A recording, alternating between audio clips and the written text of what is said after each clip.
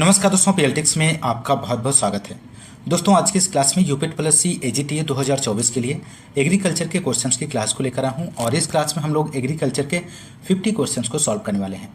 दोस्तों, यदि आप हमारे चैनल पर नए हैं तो चैनल को सब्सक्राइब कीजिए, लाइक कीजिए, शेयर कीजिए। और दोस्तों, आपको बताना चाहूँगा, इसके पहले एग्रीकल्चर के 3 क्लासेस आपको प्रोवाइड कर दी गई हैं। यदि आपने अभी तक नहीं देखा है तो आपको इसी वीडियो के डिस्क्रिप्शन में लिंक मिल जाएगा, वहाँ पर जाके आप लोग देख सकते हैं। बहुत ही बेहतरीन प्रश्नों की श्रृंखला प्रोवाइड की जा रही है आपको, तो आप लोग ज़रूर देखिएगा।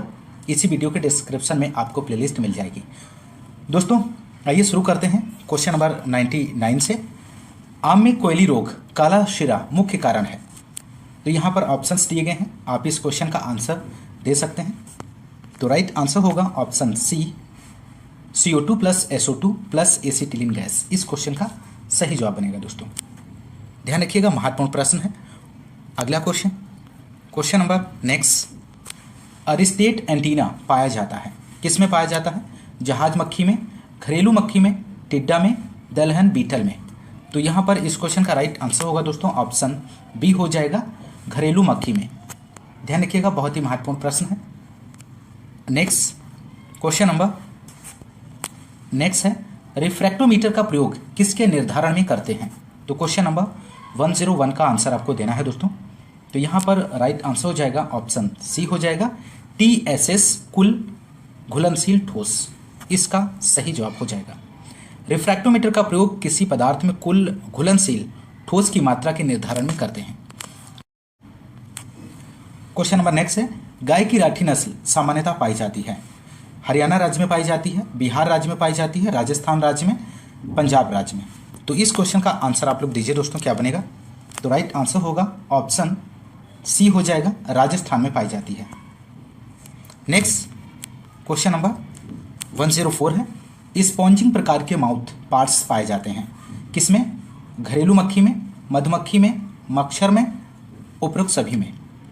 तो यहाँ पर इस क्वेश्चन का आंसर दीजिए, क्या बनेगा? तो राइट आंसर होगा दोस्तों ऑप्शन ए, घरेलू मक्खी में। आप लोग ध्यान रखिएगा, बहुत ही महत्वपूर्ण प्रश्न है। और यहाँ पर टाइप ऑफ माउथ पार्ट दिए गए हैं, एक तरफ इंसेक्ट दिए गए हैं। तो बीटिंग एंड चेविंग टाइप के जो माउथ पार्ट पाए जाते हैं कॉकरोच एंड ग्रासहोपर में पाए जाते हैं। पर्सिंग एंड सकिंग टाइप के जो माउथ पार्ट्स पाए जाते हैं प्लांट बग में पाए जाते हैं। चेविंग एंड लैपिंग टाइप के जो माउथ पार्ट पाए जाते हैं फीमेल मॉस्क्यूटो में पाए जाते हैं। रेस्पिंग एंड सकिंग टाइप के थ्रिप्स में, स्पॉन्जिंग टाइप के हाउस फ्लाई में, और सिफोनिंग टाइप के मोथ्स एंड बटरफ्लाइज में। तो आप लोग ध्यान रखिएगा, बहुत ही महत्वपूर्ण है। एक एक पॉइंट को यहाँ पर आप बहुत अच्छे से तैयार कर लीजिए। नेक्स्ट क्वेश्चन नंबर नेक्स्ट है, वह उर्वरक जो अमोनिकल एवं नाइट्रेट दोनों रूपों में नाइट्रोजन प्रदान करता है, उसे क्या कहते हैं? यहाँ पर आपको बताना है। यहाँ पर ऑप्शन ए है calcium ammonium nitrate, option B है यूरिया, ऑप्शन सी है अमोनियम सल्फेट, ऑप्शन डी है अमोनियम क्लोराइड। तो यहाँ पर 105 का जो आंसर होगा दोस्तों ऑप्शन ये हो जाएगा, कैल्शियम अमोनियम नाइट्रेट। ध्यान रखिएगा, calcium ammonium nitrate CaCO3 plus NH4NO3 एक ऐसा उर्वरक है जिसमें अमोनिकल और नाइट्रेट दोनों रूपों में नाइट्रोजन पाया जाता है। और इस उर्वरक की प्रकृति कैसी होती है? उदासीन होती है दोस्तों। और इसे किसान खाद और किसान चौक नाम से भी जाना जाता है। तो ध्यान रखिएगा, बहुत ही महत्वपूर्ण प्रश्न है और एक एक प्रश्न आपकी परीक्षा की दृष्टिकोण से बहुत ही महत्वपूर्ण साबित होगा दोस्तों। क्वेश्चन नंबर नेक्स्ट है, अरहर में किस बीमारी के विरुद्ध जैव फफूंदनाशी ट्राइकोडर्मा को प्रयोग किया जाता है? तो यहाँ पर इस क्वेश्चन का आंसर दीजिए दोस्तों, क्या बनेगा? तो क्वेश्चन नंबर 106 का जो आंसर होगा ऑप्शन बी हो जाएगा, फ्यूजेरियम बेल्ट। इसका सही जवाब हो जाएगा दोस्तों। दलहन वर्गीय फसलों की अगर हम बात करें तो अरहर, चना, मटर, मसूर में लगने वाली फ्यूजेरियम बेल्ट बीमारी के विरुद्ध जैव फफूंदनाशी ट्राइकोडर्मा का प्रयोग में लाया जाता है दोस्तों। क्वेश्चन नंबर नेक्स्ट है यहाँ पर 107, आधारी बीज उत्पादन हेतु बैंगन में पृथक्करण दूरी कितनी होती है? तो आपको यहाँ पर इस क्वेश्चन का आंसर देना है। तो राइट आंसर हो जाएगा ऑप्शन ए, 200 मीटर। ध्यान रखिएगा। नेक्स्ट यहाँ पर देख लेते हैं, एक तरफ क्रॉप दी गई है, आइसोलेशन डिस्टेंस दिया गया है फाउंडेशन सीड के लिए और सर्टिफाइड सीड के लिए। तो ब्रिंजाल में फाउंडेशन सीड 200 मीटर से, और यहाँ पर सर्टिफाइड सीड के लिए 100, कैरोट के लिए 1000 है, और सर्टिफाइड सीड के लिए 40 से 800। कुकर बीट्स की बात करें तो फाउंडेशन सीड के लिए डिस्टेंस जो रहता है वो 800 मीटर, और सर्टिफाइड सीड के लिए 400। रेडिस एंड टर्निप के लिए बात करें तो फाउंडेशन सीड के लिए 1600 और सर्टिफाइड सीड के लिए 1000।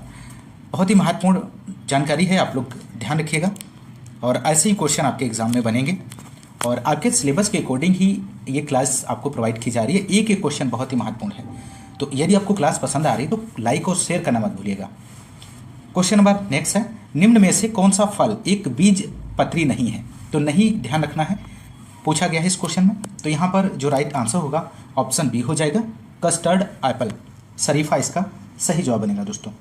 शरीफा फल एक बीज पत्री नहीं है दोस्तों। नेक्स्ट क्वेश्चन नंबर नेक्स्ट है 109, लाल मृदाएं मुख्य रूप से पाई जाती हैं, कहाँ पाई जाती हैं? ऑप्शन ए है उत्तर प्रदेश में, ऑप्शन बी है तमिलनाडु में, ऑप्शन सी है राजस्थान में, ऑप्शन डी है बिहार में। तो क्वेश्चन नंबर 109 का जो आंसर होगा ऑप्शन बी हो जाएगा, तमिलनाडु में। नेक्स्ट, गन्ने की घासी बीमारी किसके द्वारा होती है?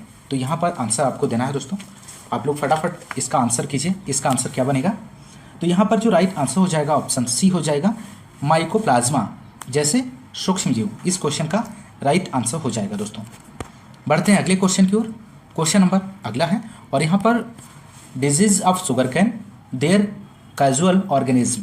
तो रेड रॉड की बात करें तो कोलेक्ट्रिकम फाल्केटम फंजाई के द्वारा, ग्रासी सूट डिजीज माइकोप्लाज्मा के द्वारा, ratoon stunting disease ratoon stunting virus RSV के द्वारा। महत्वपूर्ण फैक्ट है यहाँ पर, इन सभी को आप लोग ध्यान रखिएगा। अगला क्वेश्चन नंबर, क्रिकेट बॉल किसकी प्रसिद्ध प्रजाति है? तो cricket ball is a popular variety of, आपको बताना है। ऑप्शन ए है अमरूद, ऑप्शन बी है लीची, ऑप्शन सी है सपोटा, ऑप्शन डी है नींबू। तो यहाँ पर इस क्वेश्चन का जो राइट आंसर होगा ऑप्शन सी हो जाएगा, सपोटा। क्रिकेट बॉल सपोटा की प्रसिद्ध प्रजाति है दोस्तों। क्वेश्चन नंबर नेक्स्ट, पानी से भरे हुए खेत में की जाने वाली कर्षण क्रियाएं क्या कहलाती हैं? तो पानी से भरे हुए खेत में की जाने वाली कर्षण क्रिया कहलाती है, इनमें से आपको बताना है। तो राइट आंसर हो जाएगा ऑप्शन बी, पडलिंग, गीली जुताई। यहाँ पर सही जवाब हो जाएगा दोस्तों। पौधों की रोपाई करने से पहले धान के खेत में पानी भरकर 2-3 बार पडलर चलाना चाहिए ताकि मिट्टी मुलायम तथा लेह युक्त हो जाए, और इसके बाद पाटा चलाकर खेत को समतल कर लेने तक की पूरी प्रक्रिया जो होती है वो पडलिंग कहलाती है। तो आप लोग ध्यान रखिएगा, ऑप्शन बी यहाँ पर इस क्वेश्चन का सही आंसर हो जाएगा। Question number next, flame photometer का उपयोग किसके निर्धारण के में करते हैं दोस्तों? तो यहाँ पर आप लोग बताइए इस क्वेश्चन का आंसर क्या बनेगा? Flame photometer. तो राइट आंसर होगा option D, potassium. Flame photometer का उपयोग सोडियम और पोटेशियम पोषक तत्व का मृदा में उपस्थित के निर्धारण में प्रयोग में लाया जाता है। तो ऑप्शन डी यहाँ पर सही आंसर हो जाएगा। नेक्स्ट क्वेश्चन नंबर अगला है, उमरान प्रजाति है किसकी है? ऑप्शन ए दिया गया है बेर की प्रजाति है, ऑप्शन बी है आम की है, ऑप्शन सी है अमरूद, ऑप्शन डी है इनमें से कोई नहीं। तो यहाँ पर आपको आंसर देना है दोस्तों। तो राइट आंसर हो जाएगा ऑप्शन ए, बेर की प्रजाति है। भारत में बेर की प्रजातियों की अगर हम बात करें तो यहाँ पर गोला, उमरान, बनारसी, कड़ाका और मुंडिया, कथकली, मेहरून, पारबानी, इलायची और संगम, ये सभी जो हैं बेर की प्रजातियां हैं। तो आप लोग ध्यान रखिएगा। अगला क्वेश्चन नंबर नेक्स्ट है, खरपतवार नाशी पैराक्वाट है, इनमें से आपको बताना है। तो राइट आंसर यहाँ पर हो जाएगा ऑप्शन बी, नॉन सेलेक्टिव, इसका सही जवाब हो जाएगा। खरपतवार नाशी पैराक्वाट 2 प्रकार के होते हैं, पहला सेलेक्टिव हर्बिसाइड, दूसरा non selective herbicide. Selective herbicide क्या होते हैं? ऐसे शाकनाशी कुछ विशेष प्रकार के वनस्पतियों पर ही प्रभाव दिखाता है और टारगेट वीड्स को ही मारते हैं, जैसे सिमाजीन, एट्राजीन, ब्यूटाक्लोर, पेंडिमेथलिन और आइसोप्रोटोरान। अब बात करेंगे नॉन सेलेक्टिव हर्बिसाइड की। तो ऐसे खरपतवारनाशी जो किसी भी वनस्पति के संपर्क में आने पर उसको नुकसान पहुंचाता है या फसल और खरपतवार में अंतर नहीं करता है, जैसे डाइक्वाट और पैराक्वाट। बहुत ही महत्वपूर्ण जानकारी है, आप लोग ध्यान रखिएगा, क्वेश्चन बनता है यहाँ से। क्वेश्चन नंबर नेक्स्ट, अधोभूमि अंकुरण पाया जाता है, किसमें पाया जाता है दोस्तों? तो यहाँ पर ऑप्शंस दिए गए हैं, आप दिए गए ऑप्शंस में से सही विकल्प का चयन कर सकते हैं। तो राइट आंसर हो जाएगा ऑप्शन सी, अधिकतम एक बीजपत्री और कुछ द्विबीजपत्री में। अधोभूमिक अंकुरण एक बीजपत्री और कुछ द्विबीजी पत्री में पाया जाता है। सभी मोनोकाटिलिडन्स पौधे हाइपोजियल अंकुरण के तहत और डाइकाटिलिडन्स पौधे इपीजियल अंकुरण के अंतर्गत आते हैं। तो इस बात को भी आप लोग साथ ही साथ ध्यान रखिएगा। क्वेश्चन नंबर नेक्स्ट, खीस का प्रचुर स्रोत है, किसका प्रचुर स्रोत है, यहाँ पर आपको फिल करना है। तो राइट आंसर हो जाएगा ऑप्शन बी, प्रोटीन का। खीस प्रोटीन का प्रचुर स्रोत है और खीस में कार्बोहाइड्रेट, प्रोटीन, एंटीबॉडी की अधिकता होती है और वसा की कमी पाई जाती है। तो यहाँ पर ध्यान रखिएगा। क्वेश्चन नंबर नेक्स्ट है, यूरिया एक डाइमाइड है, कार्बोनिक अम्ल का, एसिटिक अम्ल का, कार्बोसिलिक अम्ल का, नाइट्रिक अम्ल का। तो दोस्तों यहाँ पर इस क्वेश्चन का आंसर आप लोग दीजिए। तो राइट आंसर हो जाएगा ऑप्शन ए, कार्बोनिक अम्ल का। यूरिया एक डाइमाइड है, कार्बोनिक अम्ल का। यूरिया को उर्वरक और फीड उर्वरक पूरक के रूप में महत्वपूर्ण उपयोग है। साथ ही प्लास्टिक और दवाओं के निर्माण के लिए भी एक प्रारंभिक सामग्री है। नेक्स्ट क्वेश्चन नंबर 120 है यहाँ पर, निम्न में कौन सा एक जल घुलनशील है? तो ऑप्शन ये दिया गया है, mono calcium phosphate, di calcium phosphate, hydroxy apatite, सभी। तो यहाँ पर इस क्वेश्चन का जो आंसर हो जाएगा ऑप्शन ए हो जाएगा, मोनो कैल्शियम फॉस्फेट। ध्यान रखिएगा। नेक्स्ट क्वेश्चन नंबर, बकरी की वयस्क मादा को जाना जाता है गिल्ट के नाम से, डो के नाम से, ईव के नाम से, शो के नाम से। तो यहाँ पर इस क्वेश्चन का जो राइट आंसर हो जाएगा, डो के नाम से जाना जाता है। नेक्स्ट यहाँ पर कुछ महत्वपूर्ण जानकारी है। एनिमल्स हैं, मेल, फीमेल और यंग। यहाँ पर कैटल की मेल को जो जाना जाता है बुल के नाम से, और फीमेल को काउ के नाम से, और यंग काफ के नाम से। गोट की मेल को बग के नाम से जाना जाता है और फीमेल को डो और किड के नाम से जाना जाता है।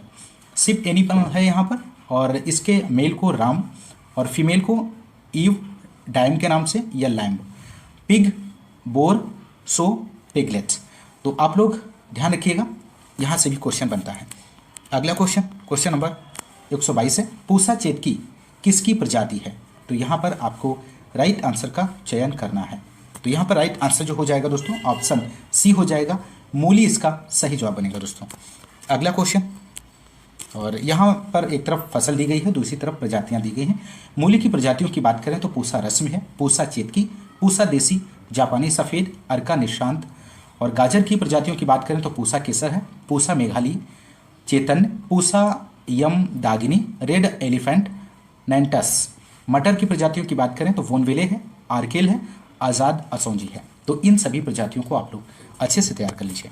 नेक्स्ट क्वेश्चन नंबर 123 है, प्रयोगशाला में प्रक्षेत्र कार्यक्रम 1979 में किसके द्वारा प्रारंभ हुआ था? तो यहाँ पर इस क्वेश्चन का आंसर आपको देना है, बहुत ही महत्वपूर्ण प्रश्न।